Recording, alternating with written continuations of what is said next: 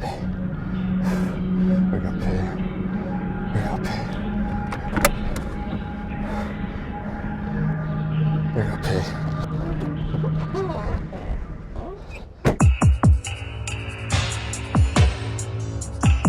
Code Silver is the Health East emergency code for an active shooter or act of violence. This would be a situation where a person or group of individuals have a gun or other weapon on one of our campuses or other buildings. Hello? Anybody here? This way to the exit. Anybody here?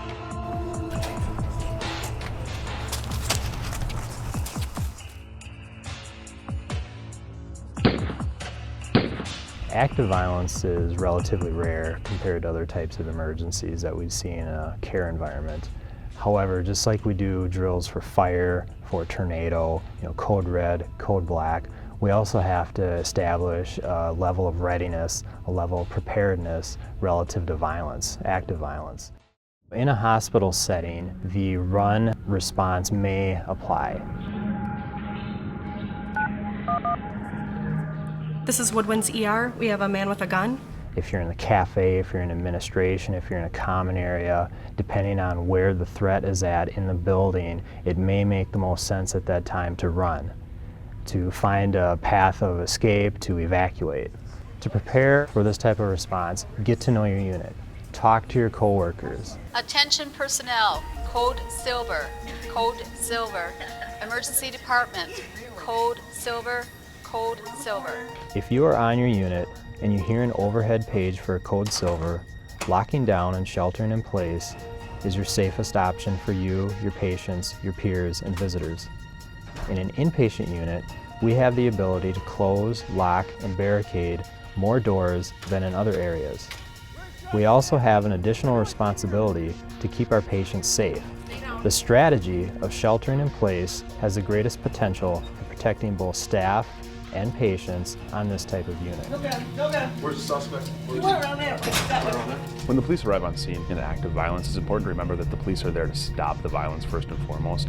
And they may be bypassing victims and other people. When you're interacting with the police, it's very important that you show that you're not a threat by having your arms raised, your hands visible to the officers, and then obey all the officers' commands. We need to be willing to accept the fact that an active shooter may come into the hospital or on campus someday. And to be prepared for that, we need to ask ourselves some questions and to assess our environment. Where could I and my patients go to escape and evacuate? Where could I go to hide out if an active shooter was nearby? What doors lock? What doors do not? What could be used to barricade a shooter from entering a room? If I had 4 patients on a given day, who could I move into another room? And how would I get them there?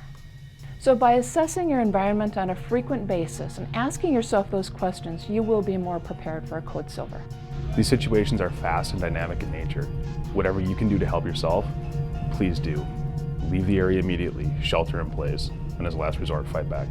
The run, hide, fight strategy is the best tool that we can give to our employees to prepare for this type of emergency situation. It's a flexible and dynamic tool that can adapt to the specifics of any type of actively violent situation. The last aspect of the policy is to act or to fight. We are not prescribing that we train everyone to be engaged in hand-to-hand combat with the suspect.